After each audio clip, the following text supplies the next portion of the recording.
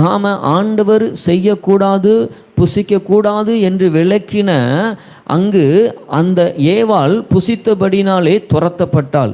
நாம் நம்முடைய வாழ்க்கையில் ஆண்டு 10 கட்டளை சொல்கிறாரு, இச்சையாது இருப்பாயாக என்று கர்த்தர் சொல்லுகிறார். அப்போது நம்ம எதெல்லாம் ஆசைப்படுகிறோமோ, எதையெல்லாம் தேவனுக்கு பிரியமில்லாத மேலே ஆசைப்படுகிறோமோ அல்லது விருப்பப்படுகிறோமோ அல்லது இச்சிக்கிறோமோ, அது நம்மை தேவனை விட்டு பிரிக்கிறதா இருக்கும். அங்கு சொல்லப்படுது, அவர் பார்வைக்கு அருமையானபடினால் நான் உன்னை சிநேகித்தேன் என்று ஆண்டவர் சொல்லுகிறார். அப்போ ஆண்டவர் நம்மை சிநேகிக்க வேண்டும் என்றால் அவர் பார்வைக்கு நம்ம கனம் பெற்றவர்களாக இருக்கணும், மரியாதைக்குரியவர்களாக. இவள் என் இருதயத்துக்கு ஏற்றவன் என்று ஆண்டவர் சொல்லணும். நம்மை பார்த்து ஆபிரகாமை பார்த்து சொல்றார், என் சிநேகிதனே என்று ஆண்டவர் சொல்லுகிறார். ஸ்தோத்திரம். அப்போ அவருடைய இருதயத்துக்கு ஏற்றவர்களாய் மாற வேண்டும் என்றால் அவர் சொல்லுகிறதை நாம் செய்கிறவர்களாக இருக்கணும்.